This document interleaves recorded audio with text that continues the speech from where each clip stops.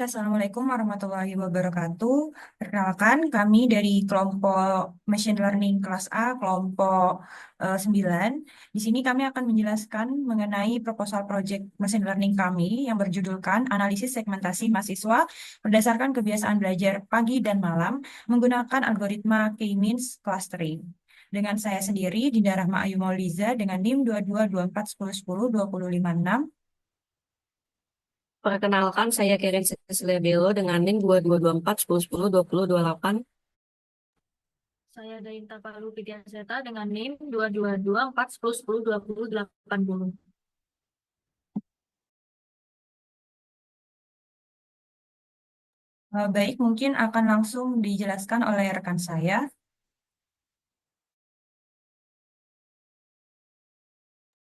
Yang pertama ada bab satu pendahuluan. Yang pertama adalah latar belakang. Jadi latar belakangnya ini setiap mahasiswa itu memiliki gaya dan kebiasaan belajar yang berbeda-beda yang dipengaruhi oleh berbagai faktor seperti waktu belajar, lingkungan, motivasi, serta kondisi fisik dan psikologis. Jadi mahasiswa ini memiliki beragam kebiasaan belajar yang dipengaruhi oleh preferensi waktu, yaitu apakah mereka ini lebih aktif belajar di pagi hari atau di malam hari. Jadi perbedaan ini tidak hanya mencerminkan gaya hidup, tapi juga berdampak pada efektivitas pembelajaran dan pencapaian akademik. Sebuah penelitian menunjukkan bahwa mahasiswa yang belajar pada siang hari itu cenderung memiliki hasil ujian akhir yang lebih baik dibandingkan dengan mereka yang belajar di malam hari. Jadi hal ini menunjukkan bahwa waktu belajar itu dapat menjadi indikator penting dalam keberhasilan akademik. Selain itu, studi oleh Chow et al. Mengungkapkan bahwa keteraturan dalam aktivitas harian mahasiswa, termasuk pola tidur dan belajar, memiliki korelasi positif dengan performa akademik. Jadi mahasiswa itu dengan rutinitas yang teratur cenderung memiliki indeks prestasi kumulatif yang lebih tinggi dibandingkan dengan mereka yang memiliki pola hidup yang tidak teratur.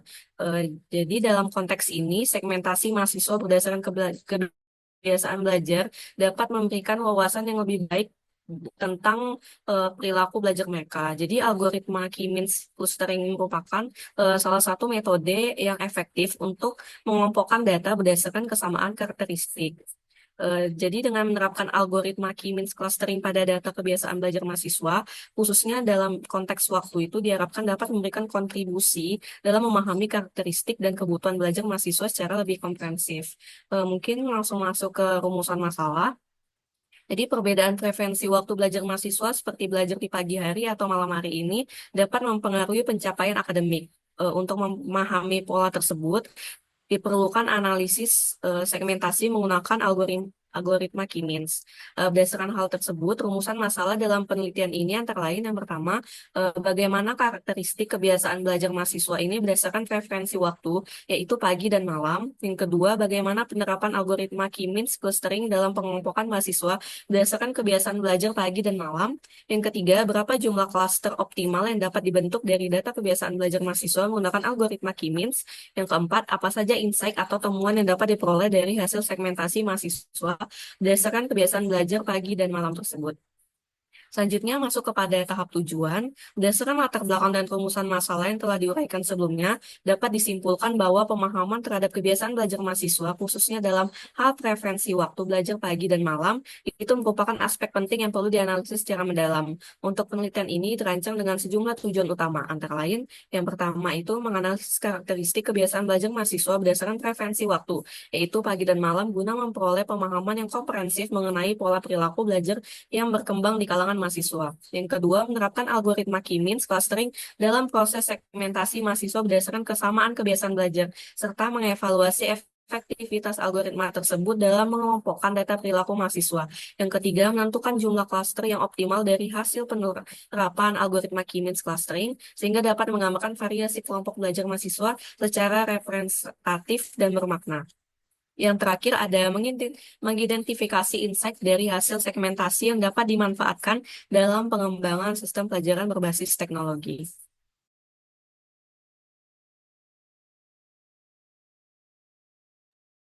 Lalu selanjutnya pada bab 2 yaitu metodologi penelitian. Nah, di sini metodologi yang digunakan itu algoritma K-means clustering. Nah, algoritma K-means merupakan metode data clustering non hierarkis. Nah, clustering sendiri merupakan salah satu metode data mining yang bersifat tanpa pelabelan atau bisa disebut disebut unsupervised, yang mempartisi menjadi satu kelompok sehingga data yang memiliki karakteristik serupa dikelompokkan ke dalam satu klaster yang sama, dan data yang karakteristiknya berbeda dikelompokkan ke dalam kelompok lain. Nah, tujuannya untuk mengelompokkan data ke dalam satu segmen berdasarkan kemiripan karakteristik data. Tahapan untuk menerapkan metode K-means clustering bisa dilihat pada gambar satu, yaitu eh, yang pertama kita bisa memulai, lalu kita mengumpulkan pre-processing kebiasaan belajar dari mahasiswanya. Lalu kita menentukan jumlah klaster, lalu kita menentukan titik pusat klaster diinisialisasi secara acak. Nah, lalu kita menghitung jarak mahasiswa terhadap pusat klaster, lalu mengelompokkan mahasiswa berdasarkan minimum jarak pusat klaster. Lalu apakah pusat klaster berubah? Jika iya, kita menghitung lagi jarak mahasiswa terhadap pusat klaster, lalu mengelompokkan lagi mahasiswa berdasarkan minimum jarak pusat klaster. Lalu kita mengidentifikasi lagi apakah pusat klaster berubah. Jika tidak, kita bisa langsung menghitung hasil klaster mahasiswa. Nah, lalu setelah itu selesai. Nah, selanjutnya tahapan untuk melakukan segmentasi menggunakan algoritma K-means, yaitu yang pertama menentukan berapa banyak kelompok klaster mahasiswa yang akan dibentuk berdasarkan kebiasaan belajar pagi dan malam. Nah, lalu yang kedua kita menetapkan K pusat klaster secara acak. Lalu yang ketiga menghitung jarak setiap data terhadap jarak antara data mahasiswa dan pusat klaster menggunakan rumus Euclidean distance, yaitu jarak Euclidean antara X dan Y merupakan akar kuadrat dari jumlah seluruh kuadrat selisih antara elemen-elemen X dan Y, dari elemen pertama hingga elemen ke N.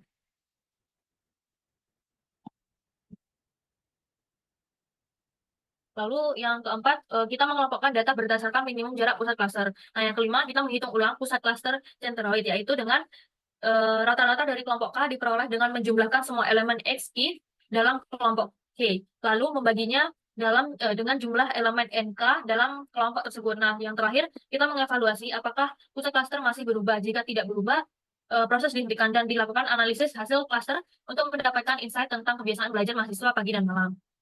Lalu 2.1, yaitu lokasi dan waktu penelitian. Nah, penelitian ini dilakukan di lingkungan Fakultas Ilmu Komputer di Universitas Jember dengan partisipasi mahasiswa aktif dan berbagai angkatan. Nah, pemilihan lokasi ini bertujuan untuk mengkaji berbagai kebiasaan belajar yang mencerminkan karakteristik mahasiswa dalam dunia nyata. Nah, penelitian ini akan dilaksanakan pada akhir bulan April hingga awal Mei 2025, dimulai dari penyusunan instrumen penelitian, penyebaran kuesioner, pengelolaan data, hingga analisis segmentasi menggunakan algoritma K-means. Nah, lalu yang ketiga ada populasi dan subjek penelitian. Nah, penelitian ini dilakukan di lingkungan Fakultas Ilmu Komputer di Universitas Jember. Sampel ditentukan menggunakan teknik accidental sampling, yaitu teknik penentuan sampel berdasarkan siapa saja yang secara kebetulan atau mudah dijangkau dapat dijadikan responden. Nah, teknik ini juga dipilih karena penyebaran kuesioner dilakukan secara online menggunakan bantuan Google Form, sehingga responden yang mengisi kuesioner merupakan mereka yang secara sukarela untuk berpartisipasi. Baik, selanjutnya adalah definisi operasional variabel. Jadi, definisi operasional variabel ini digunakan untuk memberikan penjelasan rinci mengenai variabel yang akan digunakan dalam penelitian kami, termasuk bagaimana variabel tersebut dapat diukur, dikategorikan, dan juga digunakan dalam analisis. Jadi, untuk variabel-variabelnya sendiri, yang pertama adalah waktu belajar. Waktu belajar ini kita tentu lebih dominan melakukan kegiatan belajar dalam sehari. Responden memilih waktu belajar yang paling sering digunakan, yang mana waktu belajar ini kita kategorikan menjadi pagi hari, yaitu pukul 6 sampai jam 12 siang, kemudian untuk malam hari di pukul 18.00 sampai jam 24.00. Kemudian variabel yang kedua adalah durasi belajar, yang mana durasi belajar ini adalah lama waktu yang dihabiskan oleh mahasiswa tersebut untuk belajar setiap harinya. Jadi responden akan mengisi berapa jam rata-rata mereka belajar dalam sehari. Kemudian yang ketiga adalah faktor yang mempengaruhi kebiasaan belajar. Faktor-faktor eksternal maupun internal yang mendorong mahasiswa memilih waktu belajar tertentu. Jadi untuk faktor-faktornya yang akan nantinya kita masukkan dalam kuesioner, yaitu kondisi fisik seperti mudah lelah, aktif di waktu tertentu, dan lain sebagainya. Kemudian lingkungan belajar seperti kondusif atau tidak. Kemudian motivasi pribadi, dan yang terakhir adalah jadwal kegiatan lain seperti kuliah dan organisasi. Kemudian desain penelitian. Di penelitian ini desainnya bersifat kuantitatif deskriptif dengan pendekatan unsupervised learning menggunakan algoritma K-means clustering. Jadi penelitian ini bertujuan mengelompokkan mahasiswa ke dalam beberapa klaster berdasarkan kesamaan dalam kebiasaan belajar mereka, khususnya waktu belajar yaitu pagi dan malam, durasi belajar serta faktor-faktor yang mempengaruhi. Kemudian teknik analisis data yang kami gunakan di sini adalah menggunakan K-means clustering, di mana teknik teknik ini ada tahapannya yaitu next. Yang pertama, pengumpulan data. Di sini, data yang digunakan dalam penelitian ini dikumpulkan melalui survei menggunakan Google Form seperti yang sudah dijelaskan kepada beberapa mahasiswa. Kuesioner tersebut dirancang untuk mengidentifikasi kebiasaan belajar mahasiswa dengan fokus utama pada waktu belajar mereka, baik pagi maupun di malam hari, seperti variabel yang sudah saya jelaskan di atas. Kemudian, tahapan yang kedua adalah reprocessing data. Nah, data yang terkumpul melalui hasil survei tadi eh, akan diproses untuk memastikan kualitasnya sebelum digunakan di dalam analisis kita. Nah, langkah-langkahnya sendiri untuk preprocessing yang pertama adalah data cleaning, yaitu menghapus duplikasi data dan menangani data yang hilang agar data yang digunakan valid dan dapat diandalkan. Kemudian normalisasi, yaitu melakukan normalisasi data untuk memastikan semua variabel berada dalam skala yang sama sehingga tidak ada variabel yang mendominasi hasil clustering. Yang ketiga adalah encoding, yaitu mengubah variabel kategorikal seperti jenis waktu belajar, yaitu pagi dan malam, diubah menjadi format numerik agar dapat digunakan dalam algoritma K-means. Kemudian yang ketiga adalah penerapan algoritma K-means clustering, di mana setiap setelah data sudah siap, algoritma K-means clustering ini akan diterapkan untuk mengelompokkan mahasiswa berdasarkan kebiasaan belajar mereka. Untuk langkah-langkahnya sendiri, yang pertama adalah menentukan jumlah klaster K. Sebelum memulai proses clustering, jumlah klaster yang optimal harus ditentukan terlebih dahulu. Kemudian yang kedua adalah proses clustering. Setelah menentukan jumlah klaster, algoritma K-means akan mengelompokkan mahasiswa berdasarkan kemiripan kebiasaan belajar mereka. Jadi setiap mahasiswa akan dimasukkan ke dalam klaster berdasarkan kedekatannya pada pusat klaster. Kemudian yang keempat adalah evaluasi klaster. Evaluasi ini sendiri bertujuan untuk menilai tingkat kebaikan dari algoritma K-means dalam pengelompokan data. Kemudian yang kelima adalah evaluasi hasil. Jadi setelah klasternya sudah terbentuk, hasil segmentasi mahasiswa berdasarkan kebiasaan belajar pagi dan juga malam akan dianalisis untuk menggali pola perilaku yang muncul. Jadi hasil clustering ini akan memberikan wawasan mengenai karakteristik mahasiswa di setiap klasternya yang dapat digunakan untuk merancang pendekatan pembelajaran yang lebih personal dan sesuai dengan kebiasaan belajar masing-masing mahasiswa. Yang keenam adalah visualisasi data. Untuk mempermudah pemahaman hasil analisis yang sudah dilakukan, visualisasi data ini akan dilakukan dapat dilakukan dengan menggunakan grafik seperti berikut. Seperti yang pertama adalah scatter plot, yaitu menampilkan distribusi mahasiswa dalam klaster yang terbentuk. Dan yang kedua adalah centroid plot, yaitu menampilkan posisi pusat klaster untuk melihat perbedaan karakteristik antar klasternya. Nah, visualisasi ini bertujuan untuk memberikan gambaran yang jelas mengenai bagaimana mahasiswa dikelompokkan berdasarkan kebiasaan belajar mereka.